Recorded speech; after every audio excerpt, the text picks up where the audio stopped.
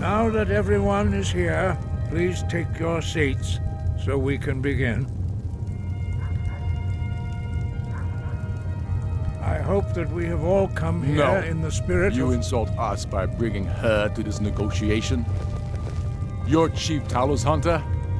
That didn't take long. Here, here.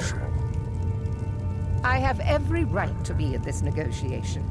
I need to ensure that nothing is agreed to here that violates the terms of the White Gold Concordat. She's part of the Imperial delegation. You can't dictate who I bring to this council. Please, if we have to negotiate the terms of the negotiation, we will never get anywhere.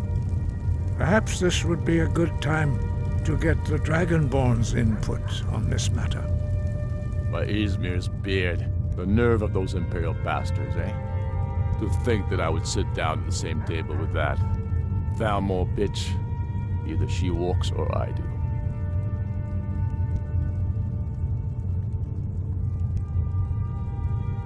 Maybe so, but bringing her here is a deliberate provocation. Tullius needs to know I won't be pushed around.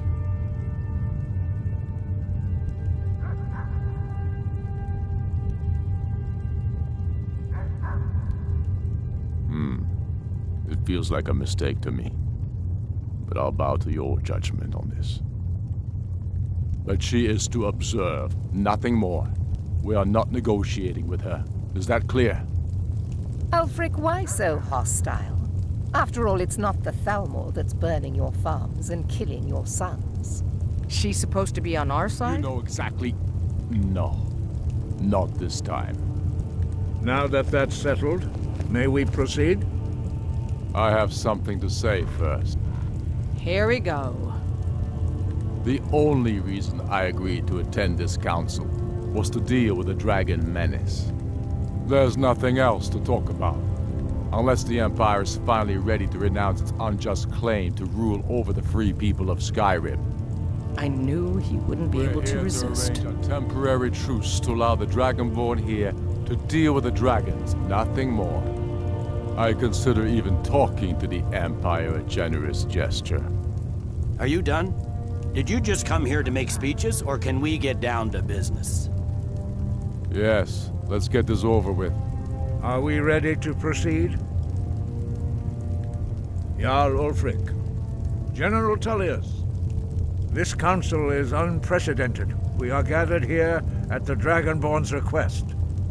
I ask that you all respect the spirit of High Hrothgar, and do your best to begin the process of achieving a lasting peace in Skyrim.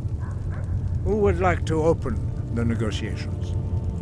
Yes, let's get down to it. We want control of Markarth. That's our price for agreeing to a truce. So that's why you're here, Ulfric? You dare to insult the greybeards by using this council to advance your own position? Jarl Elisif. General, this is outrageous. You can't be taking this demand seriously. I thought we were here to discuss a truce. Elisif, I said I'd handle it. Ulfric, you can't seriously expect us to give up Markarth at the negotiating table. You hope to gain in council what you've been unable to take in battle, is that it? I'm sure Jarl Ulfric does not expect something for nothing. Yes, that'd be entirely out of character. What would the Empire want in return? Wait, General, you don't intend to just hand over Markarth to that traitor? This is how the Empire repays us for our loyalty? Enough! First, let's be clear. This council wasn't my idea. I think it's a waste of time. You are a traitor to the Empire, and deserve a traitor's death. But I at least will negotiate in good faith. Since we're all here at your request, I'd like to hear what you think Markarth is worth.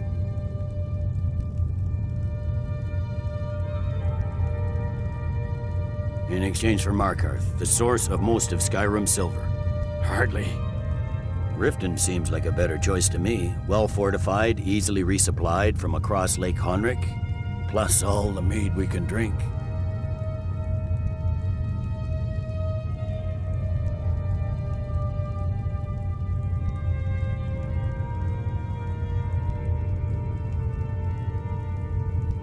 not enough to outweigh the loss of Markarth. With the Reach in enemy hands, our whole position in Solitude would be threatened. Fair enough. I was hoping you could put aside your loyalties for the greater good, but I see you're firmly in Ulfric's camp. Still, Winterhold would allow us to directly threaten the rebel supply lines out of Windhelm. Better than nothing, I suppose. But Ulfric will need to offer a lot more if he wants me to give up Markarth without a fight. The Dragonborn has spoken, Tullius. Markarth will be ours. Now we'll see if there's anything behind your talk with good faith. I don't blame you, Dragonborn. You made the best of a bad situation. But I can see now that this is not a negotiation at all. I know you, Ulfric. If I hand over Markarth, you'll be ready with a new demand. You'll never defeat the Empire, and you know it. But you're willing to sacrifice thousands for your own selfish ambition. Soon enough, I'll have you back under the headsman's axe, and this time there won't be any dragon to save you. As always, the Empire's fine words are worth nothing. Stop! Are you so blind to our danger that you can't see past your petty disagreements? Here you sit arguing about nothing, while the fate of the land hangs in the balance. Is he with you, Delphine? If so, I advise you to tell him to watch his tongue. He is with me, and I advise you both to listen to what he has to say before you do anything rash. Don't you understand the danger? Don't you understand what the return of the dragons means?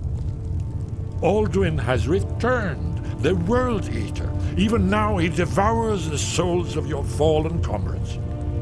He grows more powerful with every soldier slain in your pointless war. Can you not put aside your hatred for even one moment in the face of this mortal danger?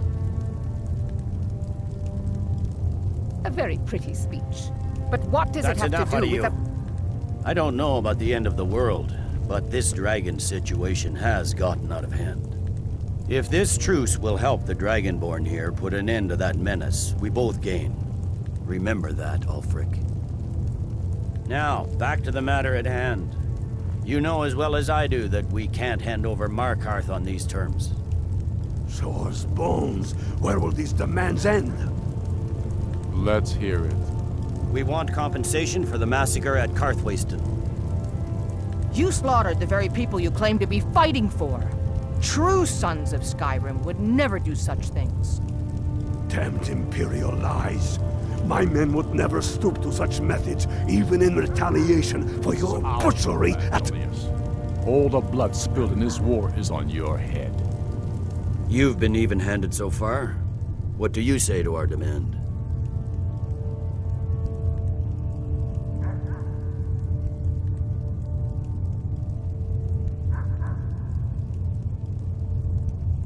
I should have known better than to expect you to give us a fair hearing. Once again, the Empire takes the blame for the crimes of others. You know I can't agree to these terms. The Emperor would repudiate this treaty and I would be recalled. Damn Imperial arrogance. Let's hear it. We want the Pale returned to Imperial control. The traitor Skull the Elder will be replaced with a more loyal candidate. What next? Alias, shall I just hand over all of Skyrim? I guess I have no choice but to let the Dragonborn decide, although I'm starting to doubt your fairness.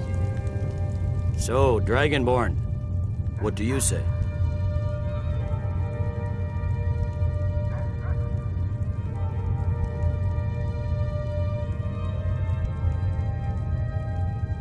I knew I could count on you. I suppose that's the fairest deal we're likely to get. It seems we may have an agreement. Jarl Ulfric, General Tullius, these are the terms currently on the table. Markarth will be handed over to Ulfric's forces, Jarl Igmund will step down, and Thongvor Silverblood will become the Jarl of Markarth. Ulfric will allow Imperial troops to enter Winterhold. Courier will replace Kroldar as Jarl. The Pale will be turned over to the Empire. Brina Merilis will assume the jarlship in Dawnstar. You both agree to this? The Sons of Skyrim will live up to their agreements, as long as the Imperials hold to theirs. What about you, Elisif? Are these terms to your liking? Speak up! I'm sure General Tullius is waiting to do your bidding. I have nothing to say to that murderer. General, you've proven yourself a good friend to Skyrim. I continue to trust that you will do your utmost to safeguard our interests. Thank you, Jarl Elisif. I appreciate your loyalty. The Empire can live with these terms, yes, for a temporary truce, until the dragon menace is dealt with. After that, Ulfric, there will be a reckoning. Count on it. Come on, Dalmar. We have a lot of work to do. Giving up Markarth is a heavy price for this truce, Dragonborn. I hope it was worth it. Jarl Balgruf, I assume you are familiar with the Dragonborn's plan? Yes, I'm ready to do my part. Just say the word, and my men will help you spring this trap. But the difficulty remains how to lure a dragon to Dragon's Reach at all. Well, that's an excellent question. You haven't overlooked that little detail, have you? Ah, I believe I can be of help here. I anticipated the problem. While you were arranging this meeting, I was busy in the library of Skyhaven Temp, an unguessed trove of lost lore. But the important thing is that the blades recorded many of the names of dragons they slew. Cross-referencing this with Delphine's map of dragon burial sites, I believe I've identified one of the dragons that Alduin has raised up. Don't you see? The names of dragons are always 3 words of power, shouts. By calling the dragon with a voice, he will hear you wherever he might be. He's not compelled to, but dragons are prideful by nature and loath to refuse a challenge. Your voice in particular is likely to intrigue this dragon after your victory over Alduin. I think it's very likely that he will be unable to resist investigating your call. Ah, indeed. I'm no master of the voice, like these worthy gentlemen, but it is written here in this scroll. Oda Ving, winged snow hunter, as I read it.